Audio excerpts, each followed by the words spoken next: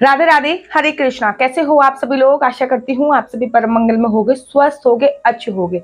सर्वप्रथम आप सभी को बट सावित्री के व्रत की अनंत और अनंत शुभकामनाएं। मैं बट सावित्री के व्रत की तैयारी कर रही थी, प्रिपरेशन कर रही थी, अपनी साड़ी वाड़ी निकाल रही थी। मुझे लगा कि मुझे आप लोगों को भी बता देना चाहिए कि बट सावित्री का जो व्रत होता है ना, वो करवा चौथ के व्रत से भी उच्च श्रेणी में आता है। हमारे ग्रंथों में बट सावित्री के व्रत की इतनी महिमा बताई गई है, इतनी महिमा बताई गई है कि ना तो मेरे ससुराल में बट सावित्री का व्रत बनता, ना मेरे मायके में बट सावित्री का व्रत बनता। मेरे ससुराल और मायके में बट सावित्री का व्रत नहीं बनता, लेकिन फिर भी मैंने बट सावित्री का व्रत उठाया है खुद से। क्यों? क्योंकि बट सावित्री के व्रत की महिमा करवा चौथ से भी ज्यादा बताई गई है। इस दिन बट वृक्ष की पूजा होती है, आप लोगों को पता है। और बट वृक्ष में ब्रह्मा विष्णु महेश का वास होता है। और कहते हैं बट वृक्ष की जड़ों में सत्यवान जी का वास होता है। और जो बट वृक्ष की जो पत्तियां होती हैं, जो शाखाएं होती हैं, जो नीचे लटक रही होती हैं, उसमें माँ सावित्री का वास माना जाता है। कहते हैं बट सावित्री के व्रत में सावित्री जी के साथ साथ ब्रह्मा विष्णु महेश तथा भगवान गौरी और शंकर की भी पूजा की जाती है। गणेश भगवान की पूजा का इस दिन विधान होता है।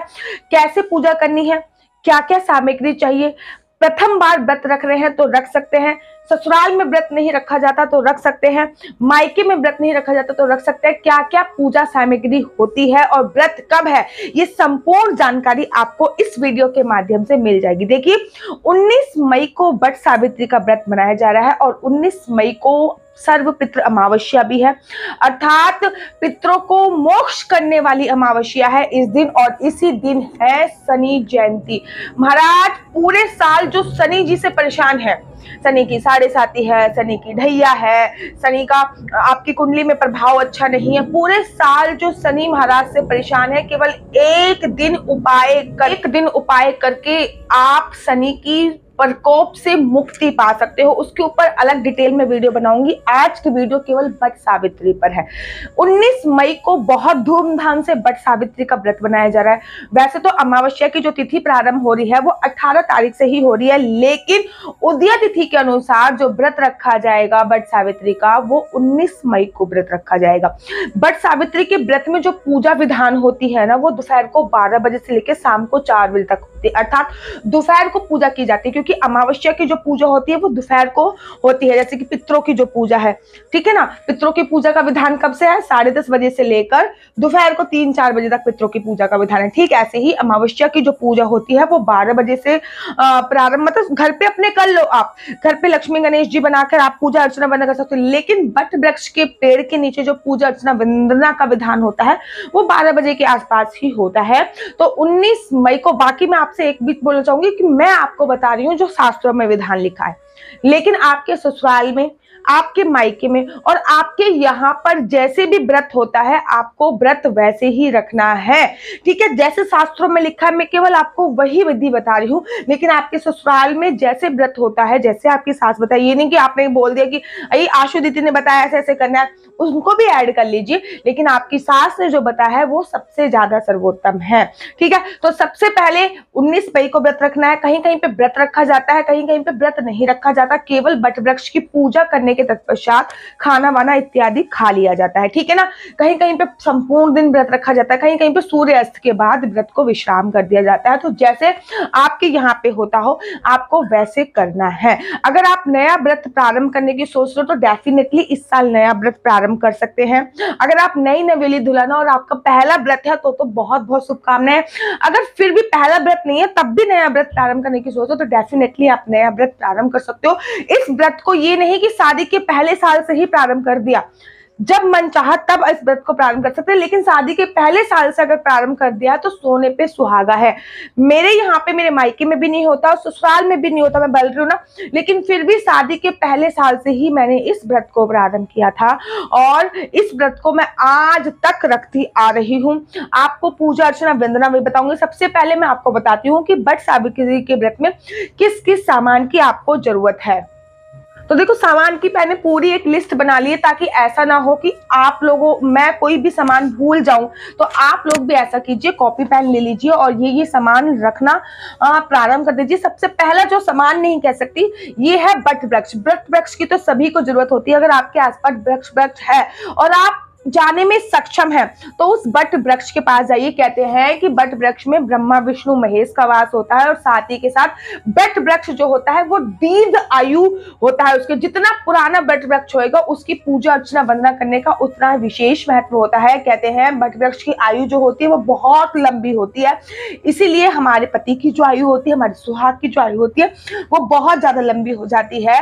इसलिए बट वृक्ष की पूजा अर्चना वंदना का विधान है। अगर बट वृक्ष आपके यहाँ पे उपलब्ध नहीं है तो एक दिन पहले, जैसे कि 19 तारीख को है तो 18 तारीख को ही आप बट वृक्ष की एक शाखा लेके आ जाइए, उसको गमले में गाड़ दीजिए, फिर उसकी पूजा अर्चना वंदना कर सकते हैं। लेकिन ये केवल 1% मैं बता रही हूँ। कोशिश कीजिए कि बट वृक्ष के पास जाकर ही पूजा अर्चना वंदना करी जाए। अगर बट वृक्ष उपलब्ध नहीं है तब उसकी एक शाखा आप लेके आ सकते हो, 5 पत्तों वाली या 7 पत्तों वाली। और तो जिस दिन व्रत होता है उस दिन शाखा तोड़ते नहीं किसी भी पौधे की, तो वो एक दिन पहले लेके आ जाइए, तो उसको गमले में गाड़ दीजिए, फिर उसकी आप पूजा अर्चना वंदना कर सकते हो। दूसरी चीज जो आपको चाहिए वो आपको दिया चाहिए। एक दिया आपको बट वृक्ष के नीचे जलाना होता है, वो आप घी का भी ले सकते हो और तिल के तेल का भी ले सकते हो। मेक श्योर कि घी का लो तो सबसे ज्यादा सर्वोत्तम होगा। फिर आपको धूप चाहिए, अगरबत्ती नहीं, धूपबत्ती आपको चाहिए होती है, क्योंकि भगवान कोई भी पूजा विधि जो एक्सेप्ट करते हैं वो खुशबू से एक्सेप्ट करते हैं, ठीक है, उसकी सुगंध लेते हैं, तो धूप बहुत ज्यादा अनिवार्य होती है। फिर आपको काले तिल चाहिए होगा। काले तिल, क्योंकि इस दिन अमावस्या है और बट वृक्ष की पूजा में काले तिल का विशेष महत्व होता है। काले तिल को बैसाख की पूजा में हमेशा रखना चाहिए।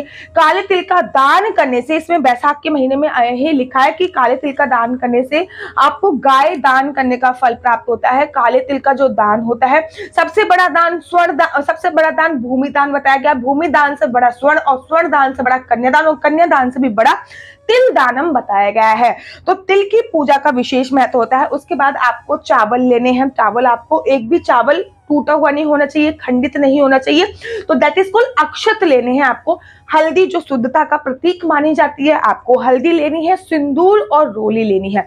सिंदूर आपको क्या करना है, सिंदूर आपको बट वृक्ष को भी समर्पित करना है, बट वृक्ष की शाखाओं पे भी समर्पित करना है, ठीक है ना, और माता रानी को भी समर्पित करना है। जो आप माता रानी बनाएंगे, पूजा विधि में बताऊंगी आपको। सावित्री जी को भी समर्पित करना है 3 बार, फिर उनसे भी लेना है। पार्वती जी को भी समर्पित करना है, फिर उनसे भी लेना है। इससे आपकी आयु दीर्घ होती है। कहते हैं पूरे संसार में जो 2 लोग हैं उनके पति की आयु उनको सदा सौभाग्यशाली, सदा सुहागन होने का आशीर्वाद प्राप्त है। एक मैया पार्वती और दूसरा है सावित्री माता। यमराज जी ने इन दोनों को ही वरदान दे रखा है कि आप सदा सुहागन रहोगे। खैर, यमराज जी माता पार्वती को वरदान देने वाले कौन होते हैं, लेकिन शास्त्रों में ऐसा वर्णन आया, ठीक है।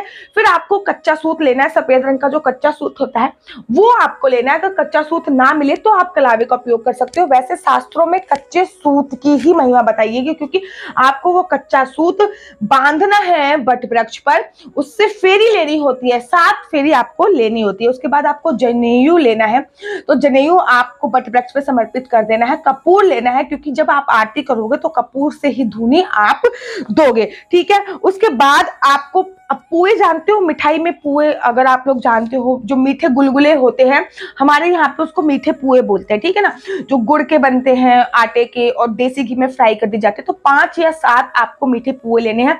काले चने बहुत ज्यादा अनिवार्य होते हैं, और मैं तो आपसे कहती हूँ कि 2 दिन पहले ही आप पानी में डाल दीजिए, अगले दिन पानी से निकाल के उसको अंकुरित कर लीजिए। कहते हैं जैसे वो काले चने, अंकुरित काले चने चढ़ाने का विधान ये होता है कि ये जो अंकुरित हम काले चने चढ़ाते हैं, इससे होता क्या है, इससे ये होता है कि हमारा जो वंश होता है, संतान जो होती है वो बहुत फलती फूलती है, वंश वृद्धि नहीं रुकती है, ठीक है ना। और हाँ, इस बात को मत मानिएगा कि वंश केवल बेटा ही चलाते हैं, संतान होनी चाहिए, बेटा बेटी को मैं कुछ नहीं मानती हूँ, ठीक है। उसके बाद आपको सुपारी लेनी है, क्योंकि सुपारी से आपको गणेश जी बनाने हैं। गाय का गोबर लेना है, या फिर जो बट वृक्ष की जड़ होती है उसको भी लेकर आप मैया पार्वती और गणेश जी को अवश्य बनाइए। फिर आपको क्या करना है कि बट वृक्ष के लिए कुछ वस्त्र लेने हैं, या तो फिर आप कलावे भी वस्त्र समर्पयामि कर सकते हैं। पंडित जी को देखा, वो कलावा तोड़ते हैं और कहते हैं वस्त्रम समर्पयामि, तो आप ऐसे भी कर सकते हो। नहीं तो फिर आप कोई सूती वस्त्र भी ले सकते हो। वो वस्त्र आप बट वृक्ष से टच करके वहां पे भी छोड़ सकते हो, या फिर पंडित जी को भी दे सकते हो, या फिर एक अंगोछा गमछा टाइप का भी ले सकते हो। इस दिन हस्बैंड के लिए ही पूजा अर्चना वंदना हो रही है, तो हस्बैंड को भी आप कुछ उपहार में दे सकते हो, तो हस्बैंड के लिए भी कपड़े इत्यादि ले सकते हैं। श्रृंगार का सामान लेना बहुत जरूरी होता है। श्रृंगार के सामान में सिंदूर, बिंदी, लिपस्टिक और 16 श्रृंगार का सामान आपको पता है, ये जो फाउंडेशन होता है ये 16 श्रृंगार के सामान में नहीं आता। ये जो मस्कारा होता है ये 16 श्रृंगार के सामान में नहीं आता। ये जो लाइनर है ये 16 श्रृंगार, हाँ काजल 16 श्रृंगार के सामान में आता है। तो आपको सुहाग का सामान लेना है, और जो आप सुहाग का सामान कुछ आपको दान कर देना है, कुछ आप प्रसाद के रूप में खुद भी रख सकते हैं। कलश, किसी भी हिंदू धर्म की कोई भी पूजा कलश के बिना अधूरी मानी जाती है। कलश में जल लेना है जो आपको बट वृक्ष पे चढ़ाना है। उसके बाद आपको फल लेना है, फूल लेना है। फल में मेक श्योर कि आप खरबूजा या फिर आम ले सकते हैं, या फिर खीरा भी ले सकते हैं, लेकिन मेक श्योर कि खरबूजा का ज्यादा विधान होता है, ठीक है। फूल लेना है आपको, फूल में आप गुलाब का फूल लीजिए तो बहुत ज्यादा शुभ होता है। मैं क्योंकि ये जो पेड़ है इसको मतलब माता सावित्री और सत्यवान जी की पूजा अर्चना वंदना कर रहे हैं, तो माता सावित्री को गुलाब का पुष्प ही चढ़ाया जाता है, क्योंकि उनको देवी तुल्य माना जाता है और देवी को गुलाब का पुष्प ही चढ़ाया जाता है। उसके बाद आपको पंखा लेना है। मेक श्योर कि पंखा बहुत जरूरी है। अगर पंखा नहीं मिल पा रहा तो आप कोई भी चुन्नी या दुपट्टा लेके जा सकते हैं, क्योंकि आपको बट वृक्ष पे ऐसे ऐसे करके हवा भी करनी होती है। मेक श्योर पंखा लीजिए। अगर पंखा ना मिले तो आप चुन्नी और उसका उपयोग कर सकते। ये सामान तो आपको कंपल्सरी है लेना। कहीं कहीं पे मैं आपको कहीं कहीं पे खीर बनाने का विधान भी होता है, तो आप खीर भी बना सकते हो। कहीं कहीं पे खीर बना, कहीं कहीं पे ना जो बट वृक्ष होता है उस पे अपने हाथ छापने का विधान होता है। देखो शास्त्रों में ऐसा नहीं लिखा, अगर आपके यहाँ पे होता है तो आप कर सकते हैं। खीर बनाने का शास्त्रों में नहीं लिखा, अगर आपके यहाँ पे बनती है जैसे रूल्स रेगुलेशन होता है तो आप कर सकते हैं। हाँ, शास्त्रों में ये लिखा है कि सारी पूजा अर्चना वंदना करने के बाद आप बट वृक्ष के गले अवश्य लगे। तो ये सामग्री चाहिए बट वृक्ष की पूजा अर्चना वंदना। दूसरी वीडियो में बताऊंगी क्योंकि वीडियो बहुत लंबी हो जाएगी, और आशा करती हूँ कि आप सभी मेरे साथ बट वृक्ष की पूजा अर्चना वंदना अवश्य करेंगे। मैं कैसे पूजा अर्चना वंदना करूंगी, क्या पहनूंगी, वो आपको मेरे दूसरे चैनल पे देखने को मिल जाएगा, मिस्टर एंड मिसेस चौहान पे।